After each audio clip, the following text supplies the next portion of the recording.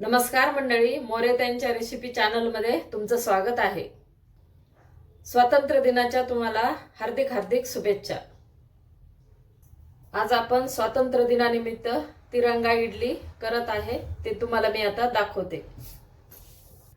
आता तिरंगा इडलीसाठी मी रवा घेतलेला आहे, एक वाटी आपली ही दही घेतले का ती एक वाटी आणि थोडंसं काजून अर्धीच्या खाली म्हणजे सव्वा वाटी आपण रवा घेतला। सव्वा वाटी रव्यासाठी हे दही घेतलेलं आहे, नॉर्मल दही, जास्त आंबट पण नाही, म्हणजे फ्रेश घ्यायचंय। आपण आता आधी रव्यामध्ये ना चवीनुसार मीठ टाकून घेऊ।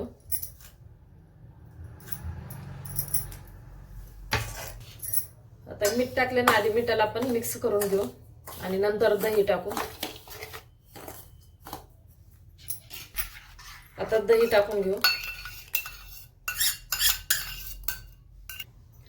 आता जितकं दही घेतलं होतं का त्याच वाटीमध्ये आपण पाणी घेतलं। आता आपण मिक्स करून घेऊ।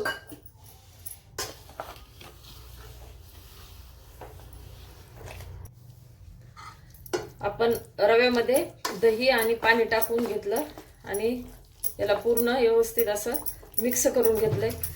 याला ना आपण आता थोडंसं भिजू देऊ, म्हणजे रवा असा फुगतो छान, त्याच्यामुळे थोडंसं भिजणं गरजेचं आहे। आता याला झाकण ठेवून भिजत ठेवते। आता आपण 5 मिनिटांसाठी झाकण ठेवलं होतं,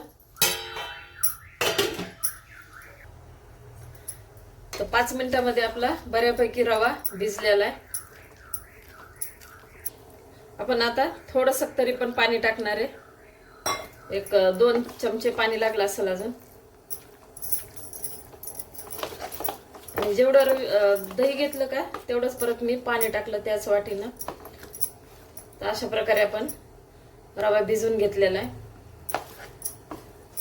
आणि मीठ आधीच टाकलं होतं।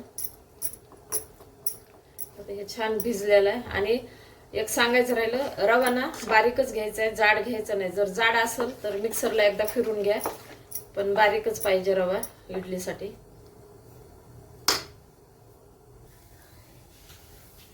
आपण आता हा एक छोटा चमचा सोडा घेतलाय, खायचा सोडा आहे, तो टाकला।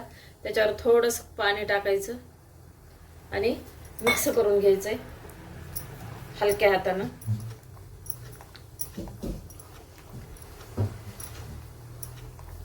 आणि आता याचे 3 भाग करणार आहे आपण। आता 3 वेगवेगळ्या ठिकाणी आपण काढून घेऊ।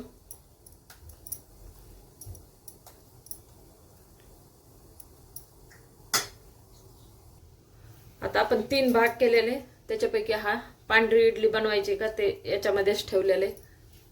तर पांढऱ्या इडलीसाठी ना वेगळ्या याच्यात ठेवलं। आता हे 2 याच्यात घेतलेले आपण रवा भिजवलेला, एका याच्यामध्ये हिरवा कलर, एका याच्यामध्ये आपल्याला केशरी कलर टाकायचा। तर हे 2 अशा छोट्या टोपल्यामध्ये रवा भिजवलेला घेतलेला आहे।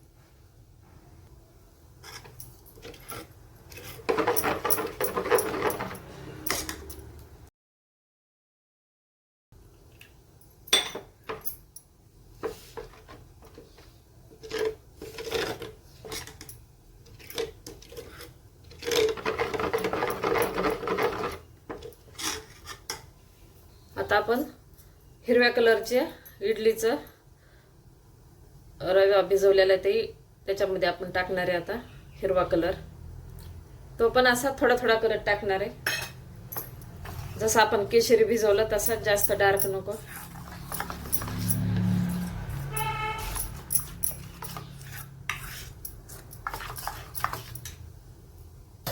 हे आपण हिरवा पण कलर मिक्स करून घेतलेला आहे।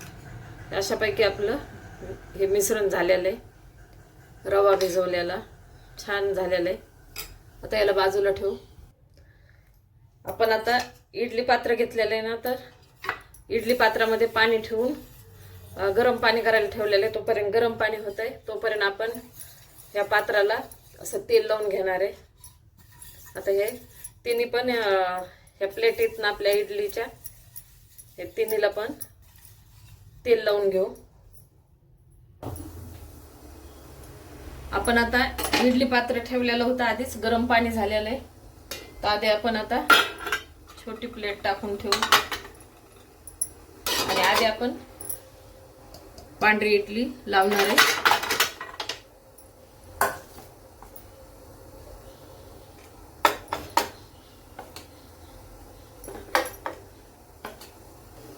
आता आपण तिन्ही पण प्लेटमध्ये आता आधी हिरवा कलरचं इडली ठेवली आहे. बंद कर. आता आपण पांढरी ठेवलेली आहे प्लेट.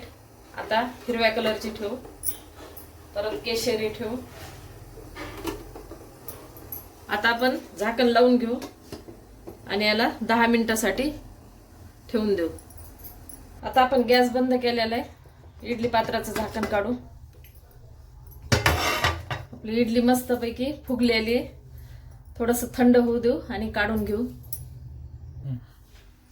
थंड झालेलं आहे. आता आपण इडली काढून घेऊ.